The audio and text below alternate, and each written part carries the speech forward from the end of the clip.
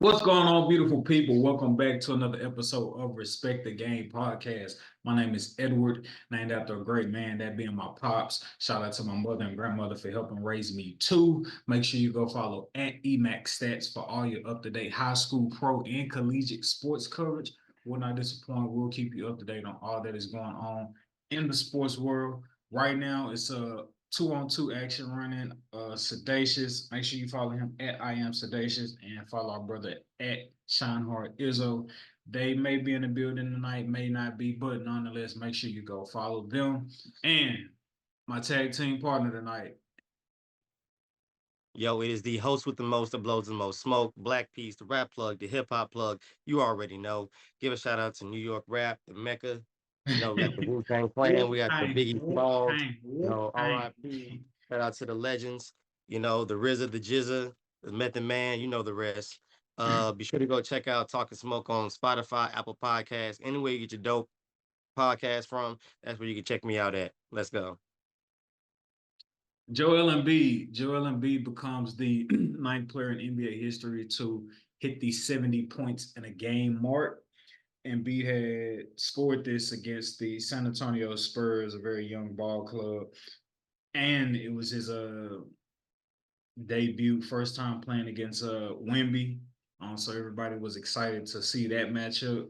Um, but Embiid scored 70 points, had 24 points in the first quarter, had 34 points at halftime, and 59. And he hit his career high of 59 towards the end of the third quarter.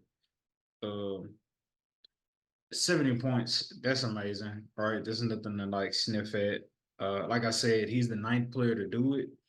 The other names of players in the NBA who have reached 70 points is Wilt Chamberlain, obviously, Kobe Bryant with his 81, David Thompson, he had 73, Damian Lillard, Donovan Mitchell, and David Robertson, they had 71.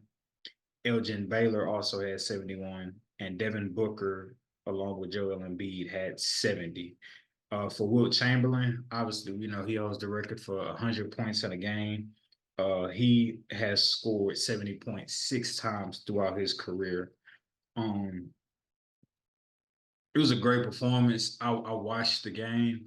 I watched the Embiid scored at 70, and Embiid just like he was in a zone, and I also felt like he took that game going against Wemby personally because Oprah.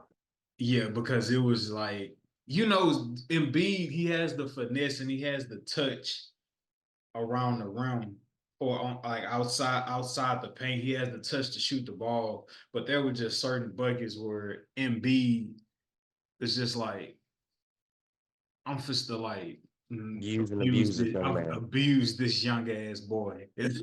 Like he took that matchup versus Wemby extremely personal. Various reasons. You have to remember that he didn't get a chance to shine his rookie year. If I'm not mistaken, right? He was injured. Possibly. I think his first 2 years he got injured and all that and trust the process. Like he didn't have a good start. He started really picking up, I think his fourth year. Because I think maybe his fourth or third year. And I think it's a little bit of jealousy. There's a little bit of similarities because he came in lanky. He wasn't as big as he is now. He was a little bit smaller, and he knew in the back of his head how many veterans and how much the staff and how much everybody told him he needs to get stronger and bigger, and to kind of just take advantage of I know how it is to be you, to be skilled but not quite there yet. So I'm gonna make sure that I kind of expose that. Plus, I'm MVP, so I got to give you the best working possible. Like I'm MVP, and you're the next. You're the next coming of future MVP. So I got to make sure that I do what I need to do to let you know how it really is out here. And also, I feel like this also adds to Wemby's legacy. To be honest with you, bro. First rookie to ever get 70 piece, and it's like an insult, but yet it's like when somebody gets 70 piece and 70 in that fashion, it's targeting and it's personal and it's showing you're a threat. That's what I got out of that. Mainly, bro, you're a threat. And for the MVP to wake up that morning and say, you know what, I'm a dog this man, this kid, that's him being threatened. He's taking advantage while he can. I'm dropping 70 while I can, because he knows in 2 years, while he gets a little bit older, still good, but it's a little bit older, and Wemby puts on that 30 pounds, it's game over, dog. I'm expecting 70 or 60 coming from Wemby back at him. Relentlessly. Dude. Yeah. Plus, he's a troll. He's a big ass troll. Huh? Plus, Embiid's a troll. He's a big troll. Embiid is definitely a troll. Yeah, Paul, you literally call for the ball in the post like how you do at a park with a guy you don't like or mix match. Just give me the ball. The way he was bulldozing through Wemby, it made all the sense, and I think it's something people have always forced upon him to do. It's like, bro, stop shooting them threes, bro. Stop selling for them jump shots. Like, get to the paint, bro. Like, you know what I'm saying? Like, be that dominant force that your body structure presents. And he definitely did that, but it wasn't just like all his points came in the paint. I believe he was 21 for 23 from the free throw line, and it was a handful of buckets outside the paint that he hit over Wemby. You know what I'm saying? So everything was working for Embiid last night. I definitely think he took that game personal. Go ahead. He respects skill over talent. That's why he doesn't do what he does. Right now, Wemby's talented. He's not quite skilled. Like to the where he needs to be at. And that's where everybody knows. He's talented, yes. He's this, he's that, he got the body structure, whoop, that's fine. But he doesn't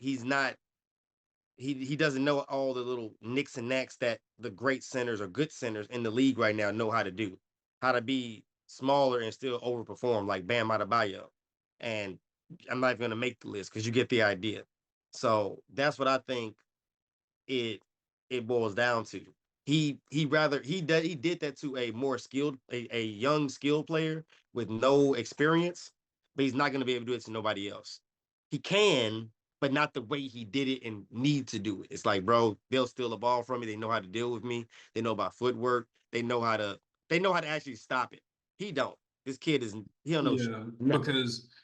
Because obviously you guarding Embiid, like you always gonna run the risk of foul trouble. One, right? And now that I said that, I just want to look real quick to see how many fouls did he have. 5 fouls last night.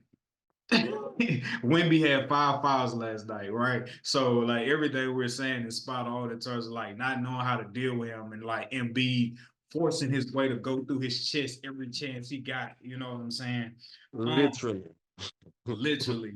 So with that 70, Joel Embiid breaks the 76ers franchise record of Allen Iverson that was previously held for most points scored in a game. AI has 60, and Embiid breaks that record with 70 for the 76ers. And here's the question: after giving Embiid his absolute well-deserved praise for dropping 70, the question around this 70-point game that I pose to you as well as our listeners is, does this 70-point performance help Embiid's case for being a top 5 center of all time, or do you already view him to be a top 5 center of all time? We need to go to Johnny Dang first. Got to get that ice. He won't get there from nobody until he goes to Johnny Dang. He can drop as many 70s. He can do as many maiden stats until he gets that jewelry, like every other great big. Because that's the thing about the great bigs. They all have jewelry. They all been to Johnny Dang. They all have the sorry. So they all married to the game. Bill Russell, Wilt Chamberlain, come on now, what's his name? David Robinson, Hakeem. Hakeem. David Robinson. Hakeem. Hakeem. That's like Jokic. And I'm not. Um, I am absolutely not in any way, shape, or form ever putting Joel Embiid ahead of Jokic if Embiid don't get no hardware. you got to do it. It's like I would love to, but it's like, bro, as much as dominant as you was, and as much as execution, because at the end of the day, those kind of games are about execution. It don't matter who you do it against. Getting 70 is getting fucking 70. So excuse my language. So at the end of the day, it's like, I'm always respect that, but it's like, bro, you need that hardware. And then on top of that, if you can at least he did kiss the hardware, right? He did get close to it. He made that Kawhi magical shot, drop by Kawhi was in the Eastern Conference Championship. I believe so. Okay, so all right. I'm not gonna dog him that bad, but he has to But get that hardware, bro. Sorry. but you up 3-1 with a chance to win home court advantage. Last year against Boston, you got James Harden. James Harden giving you the game of his life when you set out. James Harden stole a game for you, Embiid, when you set out. Like, hey man, like we always say, the regular season is where you make your name, but the playoffs is where you earn your fame.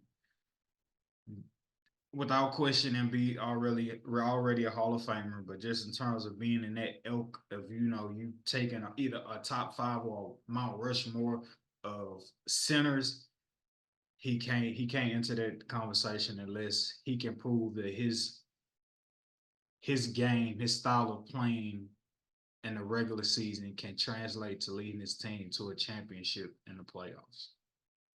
Yes, sir. Speaking of playoffs, NFL is slowly winding down. We just had great, great games this past week. Great games this past week. The Chiefs going up against the Bills, the Lions going up against the Bucks, 49ers having to go up against Green Bay, our beloved Houston Texans having to go up against the Ravens and Lamezy. Lamar Jackson finally had that playoff game that everybody been waiting for. Unfortunately, it was We got against Lamar us. Jackson. We finally got Lamar Jackson, dog. Oh man, it's tough. Go into halftime up 10-10, feeling comfortable, feeling good. You know what I mean? I think Isaac was 50%, you was 55. Hey man, I feel like we didn't have nothing to lose. We 70%. All those percentages is looking great when it's tied at halftime and you only got two more quarters to finish the win. Sedacious, obviously, he was a 0% for us. In terms of rooting for the Texans. But my question to you, bro, I know, well, I have two questions. The first question is to you, Darnell. Why should we believe as Texans fans that this year was not a fluke? Um, I feel like the fact that the teams we played, I feel like a lot of the teams we played and the way we lost, they were more of not enough time type games. They wasn't just like, oh, we got stomped. We got stomped probably twice out of 17 games, which I mean, I can live with that. Lyles game, like I said, just like little minor rookie mistakes. But I look at it like, dude, if this was a situation of a little bit more experience with the same players, I feel like we would have been unstoppable. Honestly, a lot of things were just like people being in positions of just not having enough experience. But other than that, I feel like this is the beginning of something great. I seen it when we lost our first two games. That's how much I know it wasn't a fluke because I saw it when we were losing. A lot of people can say, "Oh man, we're looking good." Like when you're up 4-2, like Jordan say, "Oh, you can call it easy when you're up." Like no, I was calling this week 1 and week 2. Like I like where we're going with this. This is not. We lost, and I think what we lost to the Ravens in a 2-possession game, and we lost the next game, and I think in a 1-possession game, maybe 2-possession game as well. But for me to say we got a bright future, that's just say a lot. So my main thing is just the fact that you could see you can see the progress in our losses in the beginning of the season, even though we made a triumphant playoff push and a unexpected playoff make. So, you know, I don't think it was a fluke. Plus, shoot, man, this is what the city's been needing, man. This is what the city's been needing. A energetic, confident coach, a a quarterback for the team and for the city. Shout out to Deshaun Watson. I feel like he was the pedestal, he was a stepping stone to get where we're at right now, to be able to appreciate a good quarterback. And I mean, shoot, man, like we're creating a culture where I feel like players are going to want to play at. I feel like we got a lot of money in the bank, and that's also what's got me confident of it not being a fluke, because we got money in the bank. Shawty, what you drank, it only gets better from here. People love the league loves CJ. The league loves D'Amico Ryans. Yeah, This free agency about to get crazy. You heard it from Black Peace first, aka Rostadamus. You heard it from me first. Telling you right now, this free agency about to get crazy in Houston. Nah, free agency definitely about to get crazy in Houston. You got affordability. CJ Stroud and our boy Anderson winning offensive rookie of the year, offensive rookie and defensive rookie of the year in the AFC.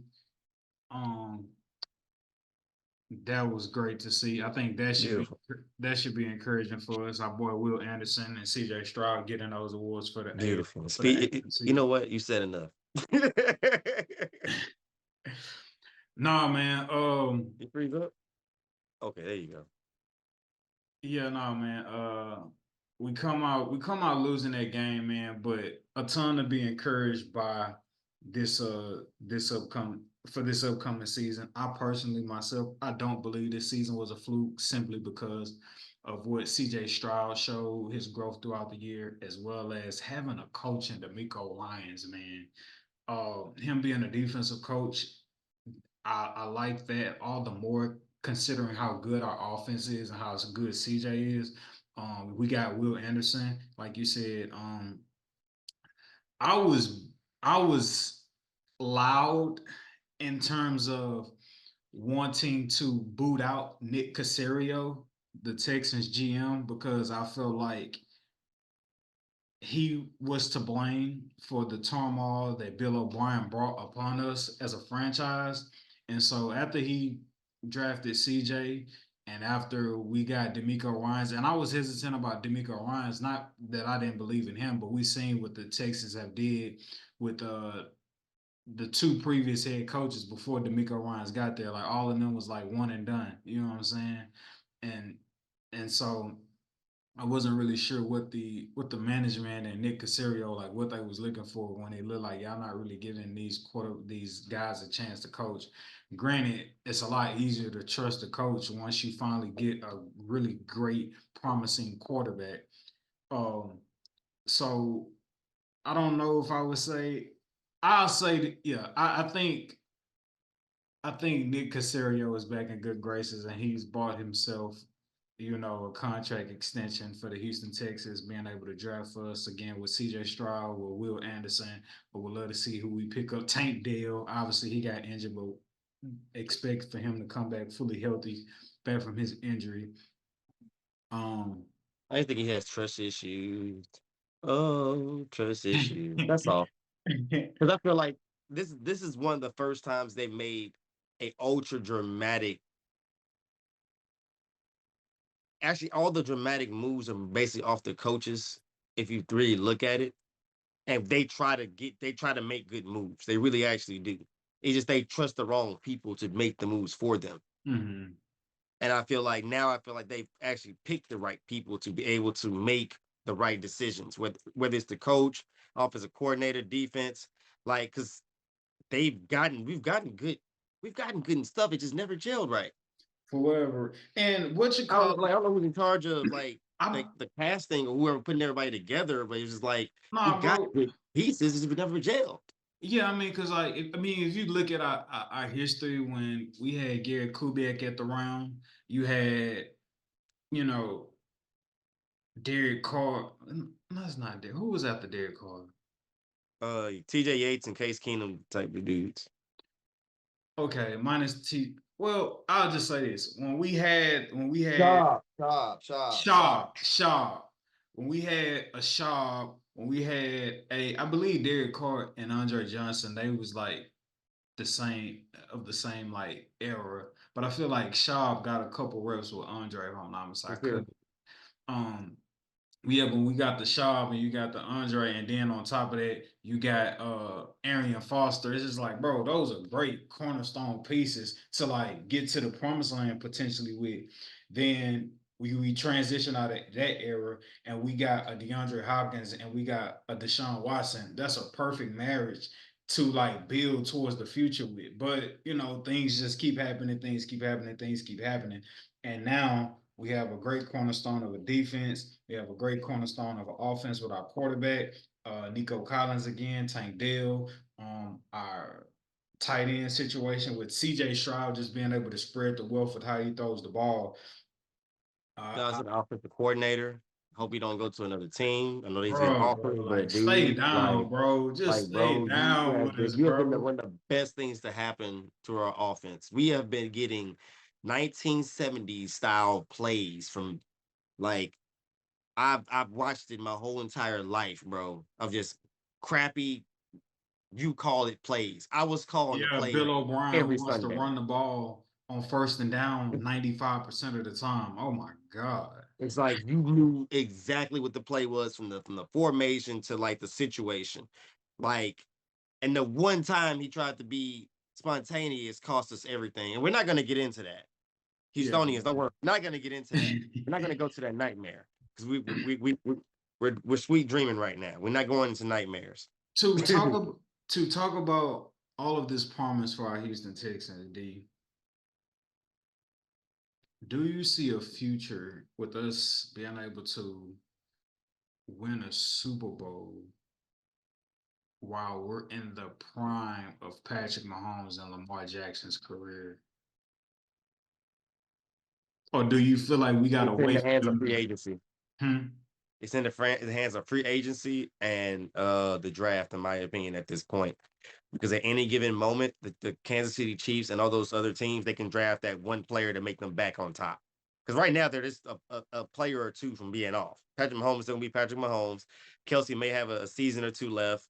Like, they're going to keep rotating players to be around them. That's what happened with Tom Brady. It's like, yeah, Tom Brady was great and he had good receivers, but they always kept good players in rotation through the draft and through free agency. So it's all about it's all in the power of the free agency. That's what I'm so excited about because I'm like, we're creating a culture where people want to play for us. Come on, dog. Like, we're Houston. Like, America loves Houston. Like, you know what I'm saying? Like, we got the culture. As James Harden, he was one of the happiest stars ever because he was living in Houston, and they had a longer time to not to be at home. You're a football player. You got more time to be at these strip clubs. Come on now, let's be real. They're professionals. So at the end of the day, I'm also looking at it too, like for the city already to have its appeal and for actually have the team, what it's building is a culture of like, man, we brothers. We got a brother that's actually our coach. We got a black quarterback. Like the way we're even playing football is fun. Like we launching it down the field every single game at least 3 times. Oh yeah, I want to play for them. I want to run and catch the ball. I want to celebrate. I want to calm down my coach from jumping up and down on the sideline. That's what players really want. So that's what it boils down to. And then also top of that, like young old is young versus old. That's what we're getting into. You know what I'm saying? Like I feel like those coaches, those young players, and those agents are starting to gravitate to like maybe we start messing with these younger coaches, and let's see what that does for your career, and let's see if they can help you get those catches you've been needing and those incentives you've been trying to get every year. Because those young coach those young players who just got out, they understand those incentives a little better, and they will strive a little better to make sure you hit what you need to hit. So, with all that being said, man, good luck, guys, in the free agency, man. Like I've never been so okay to be out of the playoffs in that situation, especially with the possibilities of making it, because it's just like this is just the beginning. This is only the beginning. This is God forbid, and we trust your will. But other than that, this is Yes, only Lord. the beginning. Exactly. Like I'm not worried. Like if anything happened, God, that's on you. But other than that, we fine.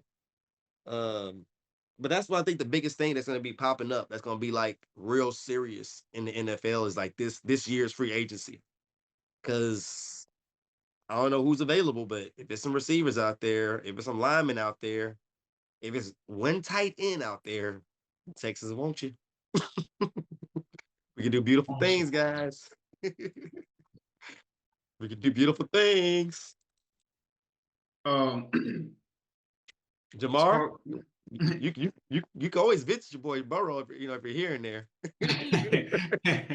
Oh, your boy CJ, I think he got something for you to catch. shout Oh, out, shout out to Joey Crack, man. Shout out to Joey Crack. Stand on the Baltimore Ravens, making a transition over to the Ravens going up against the Chiefs. I want to take this time out to shout out from YouTube mistaking 2023. That's his handle. Big time Ravens fan, also from Baltimore. You've been showing us love in the comments, my brother. We truly appreciate you rocking out and listening to us. If y'all win the Super Bowl, possibly we will work something out and get you on the podcast because I know you'll probably have a whole lot to talk about if y'all could beat the Chiefs. He said he was never nervous going up against our Houston Texans or watching the game. He was 0% nervous. That's what he said. Um, which I guess the defense is what it is. Y'all going up against a rookie quarterback, and you got soon to be two-time MVP in Lamar Jackson. So I guess you could say you wasn't nervous. I guess you could say that mistaking. Um, however, he also said he's not even worried about the Chiefs. Moose, bro, how are you not worried even in the slightest about the Chiefs? Um, if you're watching this, obviously let us know in the comments. Um, but yeah, the I Chiefs feel like are going on the road to see the Ravens, and I want to say I want like you think about when he had to go through the Bengals, that being Patrick Mahomes, and then when he had to go through Tom Brady, he had to finally get over that hump of getting past Tom Brady. And now I'm like, the challenges don't get no easier. Just when you think you slayed a giant and like the AFC is yours, there's another giant waiting up ahead the road for you, Patrick Mahomes. Should should even if you're a diehard Ravens fan, like our boy Mustaking 2023, even if you are a diehard Ravens fan, should you be worried going up against Patrick Mahomes this week if you're a Ravens fan? I feel like that's a crazy question to ask, but just for the sake of asking it for those who may be overly confident, I feel like you have to be worried in this, even if it's 1%, bro. You gotta be some type of worry going against Patrick Mahomes. you worry about him like you worry about the Golden State Warriors with Steph Curry being healthy. That's how you worry about that. Because even though they're not injured, and I'll even say they're not even bad, I just feel Hey, like they're not playing their best football, you and broke up. they You, let. Hmm? I was gonna say that again because you was breaking up, and I just want you to have like clean audio when you say it. Oh, got you. I'm basically saying that shoot, I lost it for a second, but You was comparing worrying about Patrick Mahomes as if the Warriors had a healthy Steph. got you. Yeah, it's the fact that if no, sorry. To compare, it's like Steph Curry playing for the Warriors by himself, like with the way they are right now. That's how you compare it. Because You Patrick's think by so? himself and he's gonna do everything he can. He's gonna do the Steph Curry threes, the step backs, the defensive play. He's gonna do everything he can in his power. But at the end of the day, it's not gonna be enough, in my opinion. Only because they struggle so much against a quarterback who's known for creating flaws. I don't know if And I I feel like can. the Bills beat themselves. So the fact that the Bills beat themselves and the Chiefs didn't beat them, I don't see the Ravens as a flawed team. The Bills are a flawed team. That's what I mean. Like they're a flawed team that played perfect, except for a couple plays didn't go their way. So imagine a team that's already like clicking on all cylinders. Like, where's your break? You don't get a break with them. There is no like the Bills played their best football and barely lost. Now you're playing against the Baltimore Ravens. You got to like you know what I'm saying? It's I get your comparison of greatness between Patrick Mahomes and Stephen Curry. However, I don't agree with them being in similar situations with their team. Granted, granted, the Chiefs have struggled this season. The Chiefs have not appeared to be as dominant as we've seen them to be in previous years. Granted that is the case. However, and at no point were they fighting to make the playoffs as a team, right? Now, fact. if you just take that for what that is, and then you go over and you look at the Warriors are fighting to get into the playoffs. Stephen Curry is who he is, but the entire team is in utterly complete disarray. And you could compare whatever the Warriors is going through to the woes that the Chiefs went through during the season when they kept having games that ended up with like players not catching the ball, right? You can compare like that dilemma to whatever the Warriors dilemma is: the Draymond, the Clay, the young guys not doing what they need to do, so on and so forth. Trying to figure out like can Wiggins like turn it up, all of that, all of the Warriors with the Warriors dysfunction, they it's a strong possibility that they may not make the playoffs, right? With their dysfunction, Steph's greatness isn't enough to overcome the dysfunction of his team, right?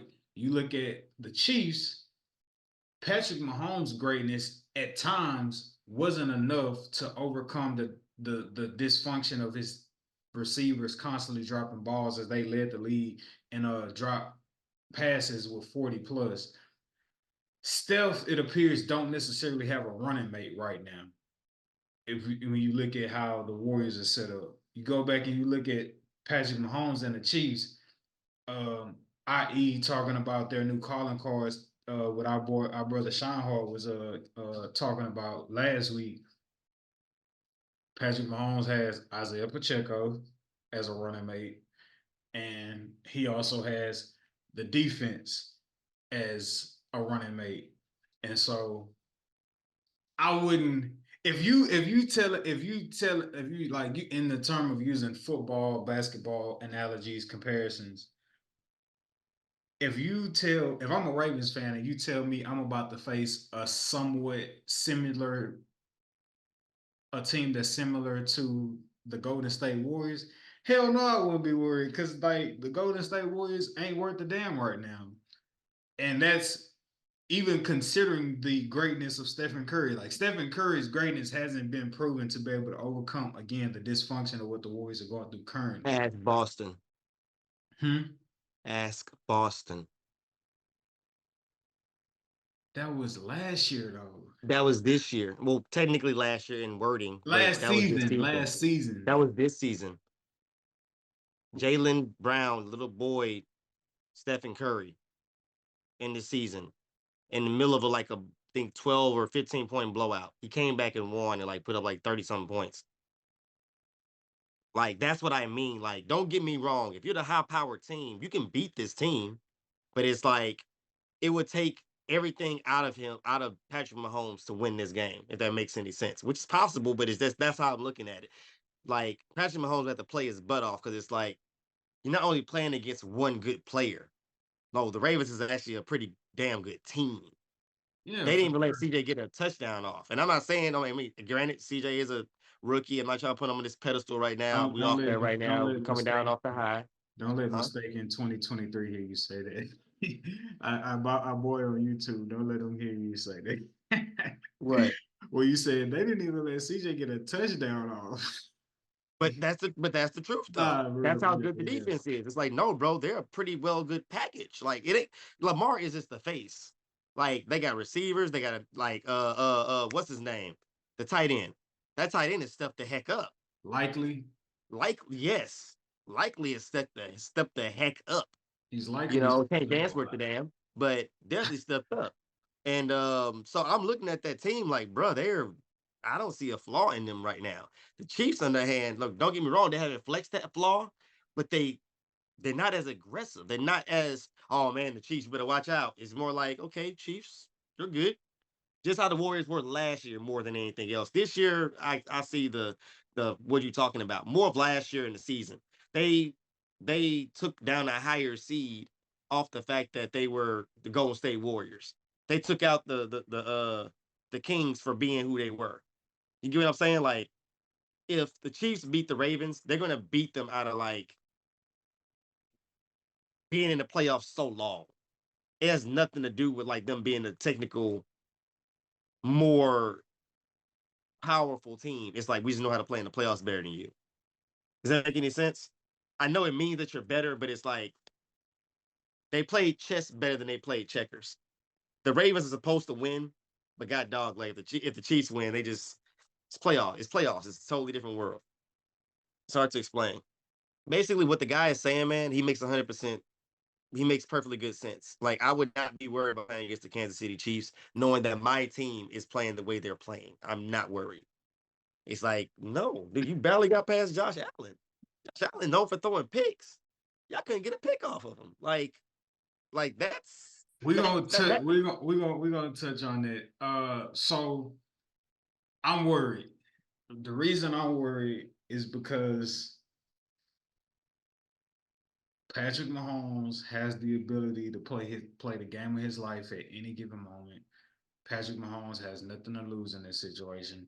Patrick Mahomes is like I want to say the Chiefs are playing with house money as if like they're not expected to win, but like all the pressure is on the Ravens. All the pressure is on the Ravens. Like there is absolutely, I feel like no pressure, no whatsoever placed on the Chiefs at all.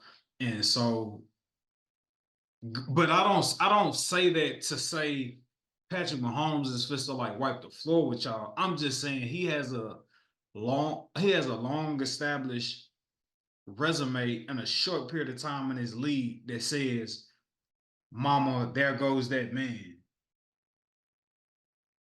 And so the Ravens defense, again, the triple crown for defense, the first time it's ever happened in NFL history.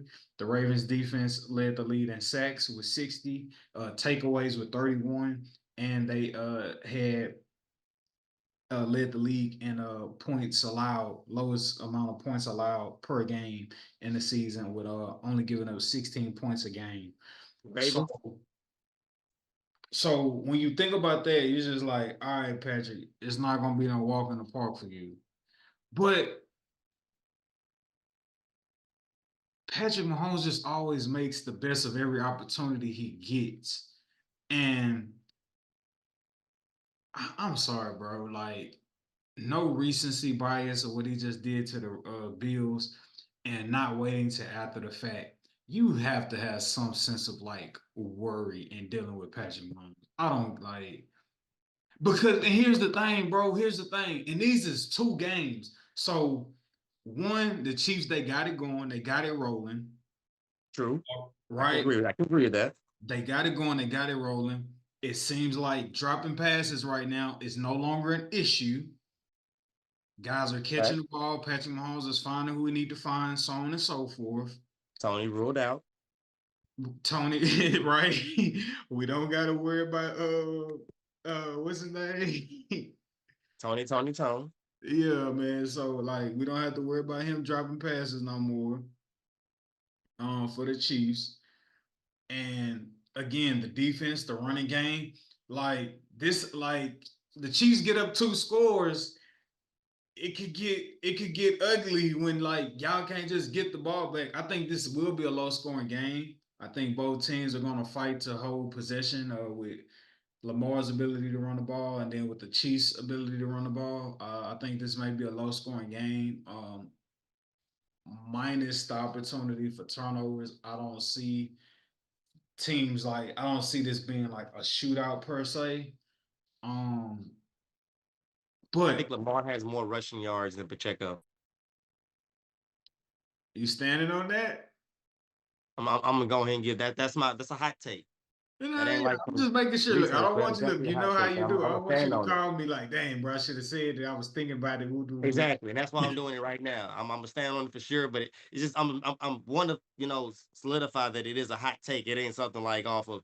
Is that the way you just think about it? You're like, nah, this is just. I have a feeling that he's gonna rush over him because I feel like the Ravens' rush defense should be able to stop him, and I feel like Lamar is just. I think he knows what the assignment is. There's no excuses. There's no lingering injuries. There's nothing but him because that's he kind of can always use that too. There's been lingering injuries or not enough weapons. You got a arsenal of weapons and a full health bar. Go get it. Go So, get it. so talking about defense, right? We just said that the Bills, excuse me, not the Bills, the Ravens, they hold the triple crown, fewest points allowed this season on defense. Leading the league in sacks with 60 and takeaways with 31. Since week 14, though, again, shout out to our brother Sean Izzo, the Chiefs' new calling card being their ability to lean on their defense. Since week 14 against the Bills, the Chiefs' defense have allowed the least amount of points in the second half. Nobody has scored more than 7 points against the Chiefs since week 14 of the NFL. So both defenses, I think this game is going to come down to not how great Patrick is, not how great Lamar is. I think it's going to come down to how great can these defenses be trying to contain a two future Hall of Fame, first ballot Hall of Fame quarterbacks. I need a little bit of context with those last 3 games. Who they play? Last three The games. Chiefs, right? Who they play? Give me just a Okay. little bit. I need a little bit of context to get a little more No, respect. I got you. So I'll say since week 14 who they played, and I'll make sure I specify the last three. Week 14 they played the Bills. They only gave up 6 points Okay. in the second half. Week 15 they played the Patriots. It's the Patriots. No. Week 16 they played the Raiders. I feel like that's formidable. The Raiders Yeah, a Raiders on division upcoming. I get yeah. respect to peers. Okay. Yeah, the Raiders only scored 3 points against the Chiefs. Week 17, the Bengals had it was a shutout in the second half. And that backup quarterback, what's his name? He didn't They're gonna play off push, so yeah. they were trying to scheme up touchdowns. So okay, I'll give you 3. Week 18, Chargers, Yeah. division. Okay. Okay. Stick, Chargers, stick, stick Chargers talk. on Chargers only scored six in the second half. And this is week 18. So you got week 18 and your last two playoff games is the last three. So Chargers, week 18 against the Chargers, they only allowed 6 points in the second half. Wild card versus the Dolphins, they allowed 0 points in the second half. And then the divisional round against the Bills this past week, they only gave up 7 points in the second half. I'm gonna call smoke and mirrors all of it. Like I call 50% smoke and mirrors. 50%. Just 50. Okay. Something Okay. like 50% of that is like, bro, look who you played. I'm sorry, I don't respect those teams. I don't respect what they even tried to play for. I don't Maybe think not they the even had their Dolphins heart to beat go for the Maybe kill. not the Dolphins in cold weather or the Exactly. Patriots. Who else? Because I know you see a couple more. The Dolphins and the Patriots. And You the got Bill. Raiders, I respect. No. The Chargers. Sorry, not the Raiders. I respect the Chargers. The Raiders. No, the Chargers. I respect the Raiders. The Chargers. Oh, you don't feel that? Stick. I'm not buying Stick. They had a backup coach. what the fuck are you playing? Sorry, what are you playing for? Like, what are you playing for? Like, I guess to live to the next day, get a paycheck. I got you. Nah, bro. I I'm worried if I'm playing Patrick Mahomes. That's not to say I should be afraid because I should, have that confidence as a with what my defense has done thus far this year. But like, if you, it's Patrick Mahomes, bro. Let's stop playing. Let's stop I'm playing. aware. I Yeah. pray. I'm aware. To our guy, Mustaking 2023 on your YouTube in the comments, you gotta be some kind of worried, bro. You gotta be some kind of worried. And I know if y'all, and here's the thing, if y'all beat the Chiefs, that don't mean y'all shouldn't have been worried. You know what I'm saying? Because there could be moments where it don't look like it's going y'all way. But yeah, let's see how it's gonna end up. Uh, which one could argue maybe this is our Super Bowl. Maybe the Super Bowl champ may come out of the AFC between the Raiders. Excuse me, between the Ravens and the Chiefs. All right, Josh Allen. He falls to the he falls to the sword of Patrick Mahomes yet again. Considering everything that happened, Josh Allen arguably played the game of his life. Played the game of his life. Josh Allen.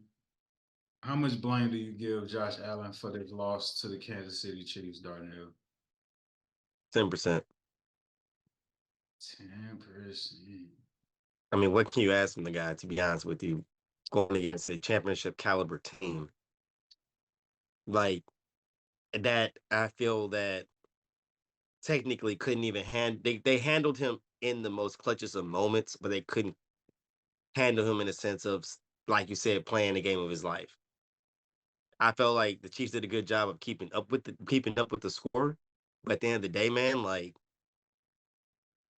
I feel bad for the guy. I feel like he's going to be ridiculed. He's going to be pointed out. People are going to feel like he's not as good as he is, and I mean that's not fair. I said this last week. Like, what if he actually does play the game of his life and they lose? Yeah, that was the I question. literally said That that. was a question for sure. Or I literally like made a point on that, or I agreed to it. And it's just like that's not right, bro. Like that's what I don't like with what happens to some athletes when they play the game of their lives and they still get the ridicule. Because at the end of the day, somebody has to freaking lose, and whether people like it or not. But sometimes you don't need to play the blame game and put it on the leader every single time. Sometimes it's just like I remember that quote about running out of time because it came from the greatest player of all I basketball, never lost. I just ran out of time. Bill But Russell. was that Bill? I thought that was Bill Mike. Russell. Okay. Yeah, if Jordan said it, he got it from Bill Russell because Okay. that's the way they played. Like the scores were like literally like 5 or 10 points off when they lost. So it was literally like a matter of like, bro, we had one more game, one more run, we would have had them. Plain and simple. We just ran out of time, bro. Don't even trip. So I look at that, bro. If Josh Allen had like literally 2 more minutes, like he's a legend, or he's rewriting history, or he's slayed Goliath. But the fact Mhm. that things just didn't go quite their way, like, and it's sad, bro. It's sad. I feel like I feel like I felt like this happened the wrong season. I feel like this game should have happened last season. Because last season, I was a fan of Josh Allen. I was cheering for him. I was MVPing him from week one. This season, I feel like I can understand why people do it, but I feel like the scenario is just messed up. It's like he's had too many times. But like I said, last year he played his butt off the whole entire season. Then got to the postseason and just couldn't get it done. He didn't play his butt off. He threw interceptions. He had some turnovers. He had mistakes. This time he didn't. He played perfect. Like for a rushing quarterback, what do you want? So like I said, man, it's unfortunate, man. Like bad timing. But I said they should have swapped the years. If he would have done this, if he would have had the ending he had last year had the ending he had this year, swapped it around, I don't think he would get the ridicule he would have got because he would have had his best year already in front of him, with the best performance possible in front of him, behind him. And at that point, people just be like, dude, that was the season he could have got it and just didn't go his way. But the fact that history is the way it is, Josh Allen You gets the saying short his end of the stick. you saying his best season just in in totality, or you talking about like the playoffs? Totality. His best Okay. season was last year. Yeah, his best It's season funny. for last year. Yeah, they only Yeah. lost 3 games. So imagine that year with this ending. Do you really be mad at Josh Allen? Heck no, nah, bro. That was a beautiful year. The way it ended off of a kick.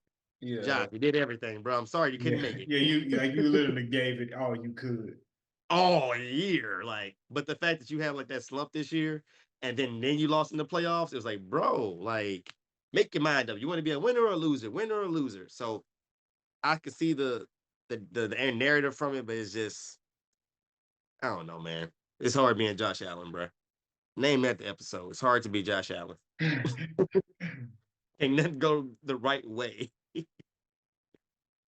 Said plenty of players have had those kind of seasons where they giving their all and just you know about that. Not to be rude, but Damian Lillard, he'll give you a heck of a season and a heck of a postseason performance to where, like, bro, you did all you could. Like, I can't ridicule you for not getting the job done. You put all you laid out on the court.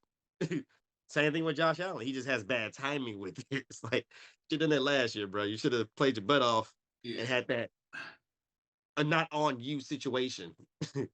Yeah, Josh And Allen then you probably threw situation. picks and shit. Josh Allen situation is just like off life, can't get right.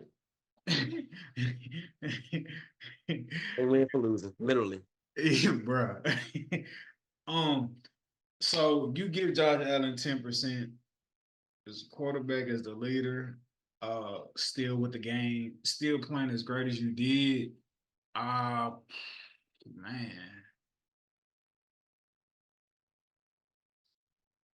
I'm going back and forth between 40 and 60% blame. But I think I may reside at 40 just because I understand and trying to respect the game. He can't kick the ball either. However,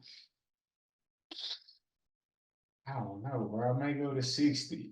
I don't know, bro. I may go. It's definitely not 10. Here's why. Here's why.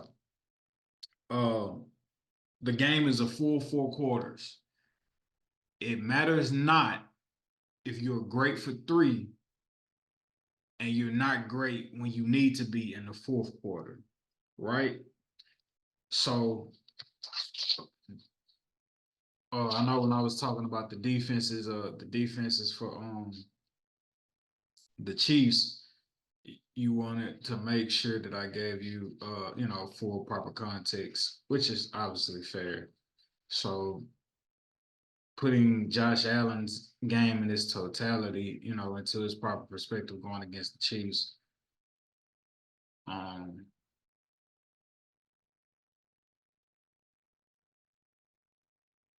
Second.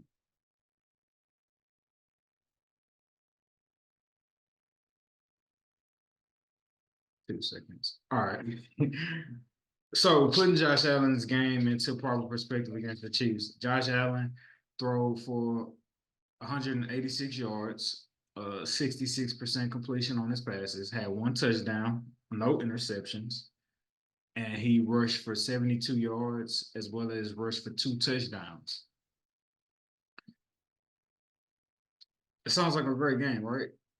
If you heard that, you would think that's a great game. You think he did all he could. Quarters 1 through 3. Josh Allen had a 76% completion rate. He had 196 total yards. He had 196 total yards. Had a passer rating of 102. Had 3 touchdowns and 0 fumbles. Quarters 1 through 3.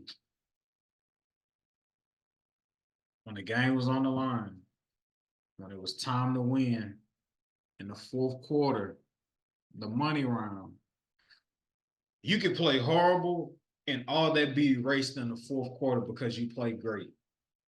You can play great the first 3 quarters, and all of that can be erased because you played bad in the fourth quarter. In the fourth quarter of this game against the Chiefs, Josh Allen had a 50% completion rate, only completed 50% of his passes, had a total of 62 yards, had a passer rating of 56.8, had 0 touchdowns, and he fumbled the ball once. Does when you hear that, dude, that sound like you gave it all you could, or did you have more you could have gave us to ensure that we could have won this game? Against the number 1 team, yes, sir. Number 1 defense, yes. Yes, against a number 1, against the number 1 or top 5 defense, absolutely, yes, bro. I'm sorry. I mean, you're not playing against a top 10 defense. You're top 5 defense. And I mean, that carried them. Not even just a defense that's just like, oh, they're pretty good. No, they carried Patrick to make him like not lose the game or not put it. They secured games. Like Patrick wasn't being insecure this year. They were, like you said, they've been that secret hidden Joker card. So it's not impressive, obviously, but it's definitely like, bro. I mean, do you expect that best defense to crumble against one player? I mean, I mean, I don't think you're MVP this year, obviously, but I mean, dang, dude, like, I mean, what are you supposed to do? That's how I look at him. Just like, bro, You go, but bro, like you go into the fourth quarter, you're up. Patrick Mahomes is gonna get off. He gonna find a way to either get a touchdown or a field goal. You up in the fourth quarter, Chiefs go up on you, they score, and you get 3 possessions in the fourth quarter to make a way. You was Okafor. And even if you want to like put partial blame and say the kicker missed, okay, that final drive, Josh Allen, you could have got us closer. You could have used your legs, maybe. You know what I'm saying? Get us a first down to get us closer. Who, you know what I'm saying? And so it's just like all them factors. It's just like when you look at that and it's like, hey, did you do everything you possibly could? You got 3 drives in the fourth quarter to win this game, and on one of them possessions, you end up fumbling. I don't, yeah, it's 55, 55, 55, just to give some room and cadence to put blame on the kicker. 55, I give you 55, Josh. But I don't remember 60, bro. I'm sorry. The fourth quarter holds a lot of value, bro. Fourth quarter holds a lot of value. 60% on Josh Allen. He got to take 60% of the blame of that. 60%. 60% Josh, 20% the kicker fault, and the other 20 you could put on coaching or in the defense or uh Stephon Diggs dropping that catch early on. So yeah. I'm gonna give you 60%, Josh. um, real quick, man, to wrap up the show.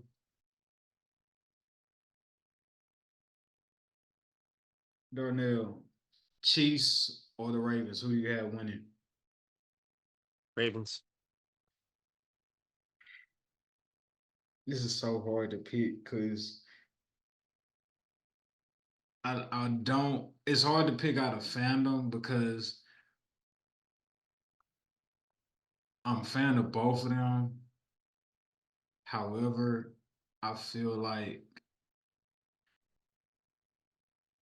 if Lamar don't win, I feel like Lamar just needs to win the Super Bowl for there to be an added layer of respect to the style of quarterback that he is, being a dual threat.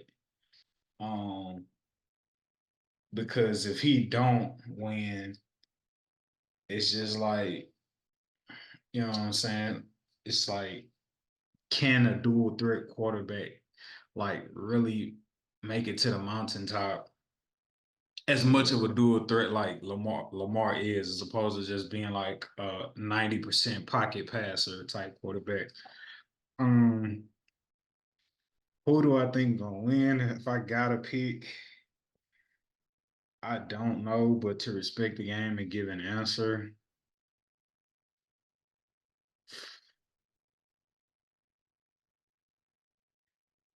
I'm gonna ride with Patrick, man. After all you've been through. I'm gonna ride with Patrick, dog. Until somebody prove that they could dethrone him, bro. I'm gonna ride with Patrick, bro. I'm gonna ride out with Patrick until somebody prove that he can be dethroned. Um, Lions 49ers. You can be brief. Do you feel like the 49ers are underdogs with Debo potentially being ruled out? No, evened out. Not underdogs, just evened out. Okay. Who you have winning that game Uh, out of the Lions and the this is, 49ers? I think, now this is gonna be funny. I think this is gonna be a checkers versus chess. This is gonna be a checkers versus chess aggressive game, and I think the checkers are actually gonna beat the chess for a change. I think the Lions are gonna actually gonna pull it off some kind of way, bro. But I respect the mastermind of Mike Mike Shanahan. Shanahan, I really do. Like I've seen the light, but I think it's time. I think it's that time, bro. Like I think they're gonna be able to muster out enough to be able to beat them. I think it's not gonna be. It's gonna be more of just like the will for them to more win more than anything else.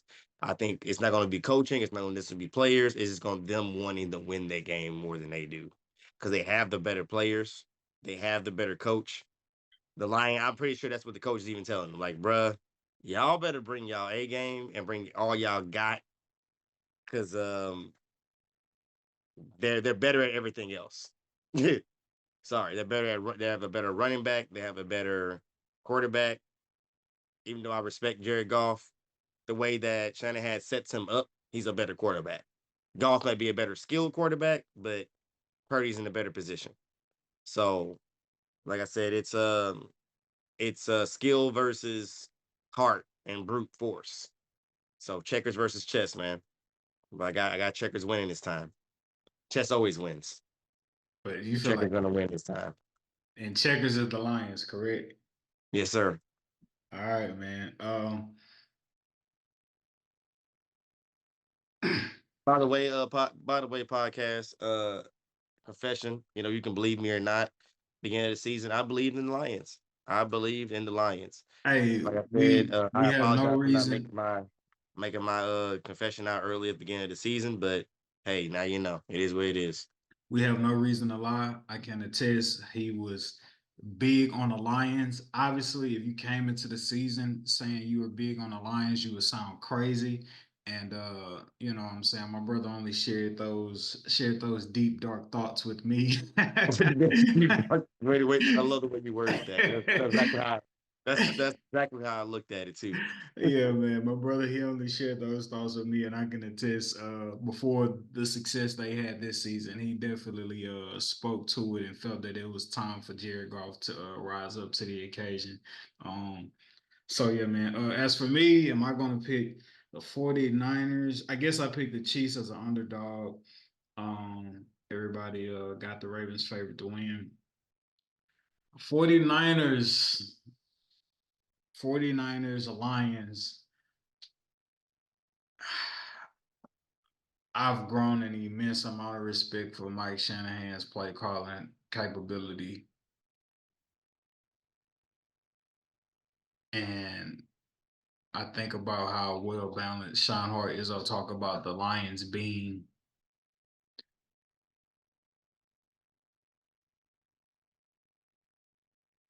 I'm gonna go 49ers. I'm gonna go 49ers.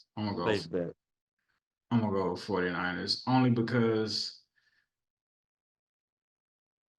Too damn good. they got so much Hey, going.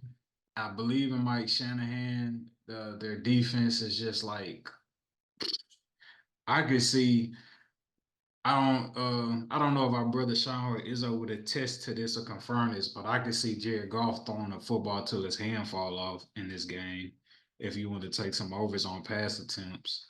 Um, but yeah, I'm gonna go with the 49ers only because I mean you calling out.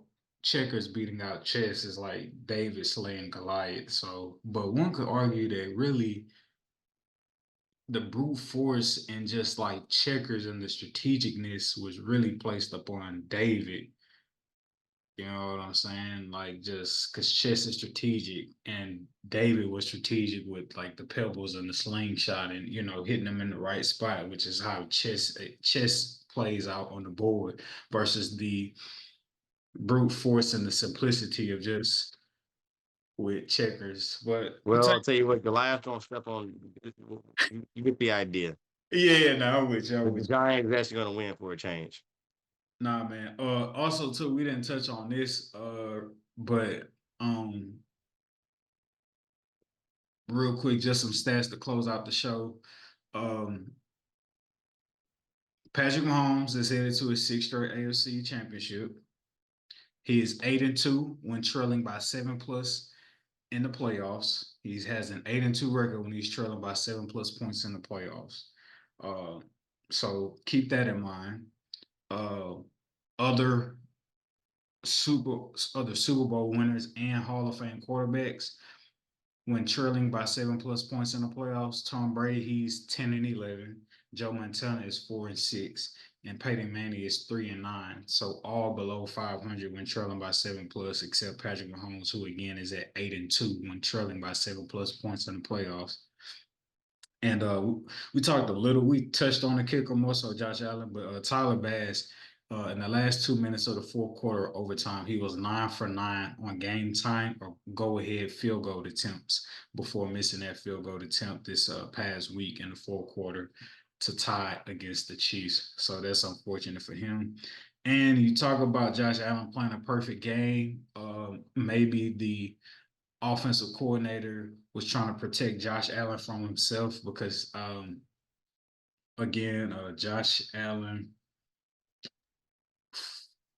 for Josh Allen, he was 26 for 39, and of those 26 completions, 16 were behind the line of scrimmage. So they was not trying to force him to go deep with the ball that much. So yeah, beautiful people, let us know in the comments who do you have picked for the AFC and NFC championship games this week. Make sure you follow me at Emax Stacks, my brother Black Period Peace at Black Period Peace at Black Peace. Follow our brother at Shineheart Izzo and follow our brother at I Am Sedacious. Thank y'all kindly for listening to our content. Please stay in the comments. Please stay engaging with us. We have I know for us who have been following on YouTube, mostly all of our episodes up until probably episode 106 or 107 have all been, the full episode clips have all been placed on the Emax Stacks Network YouTube page. However, we have a new YouTube page for our podcast where you could watch the full episodes exclusively on our YouTube page, as well as on all your other streaming platforms for where you listen to your podcast. We are on Apple, Spotify, and so on and so forth. So yeah, please stay listening to our podcast. Please stay engaging with our content in the comments on Instagram, the reels on Instagram, TikTok, Facebook, Twitter, the YouTube shorts. Show the full episode some love and show the clips some love. Yeah, love you, beautiful people, and we will see you next week. That was a fucking great episode for it to just be the two of us. Yes, sir. Fucking phenomenal. Fucking phenomenal.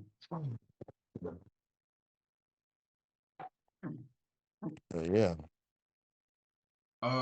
We may be a little bit. We at 122, so I probably just have to do a better job at no. That restaurant tape. I intentionally want to do it, but I'm not gonna put it on the podcast. I'm gonna start saving like evergreen like conversations like that and building them up into one episode. So we got them like towards the summertime once we try to take a break.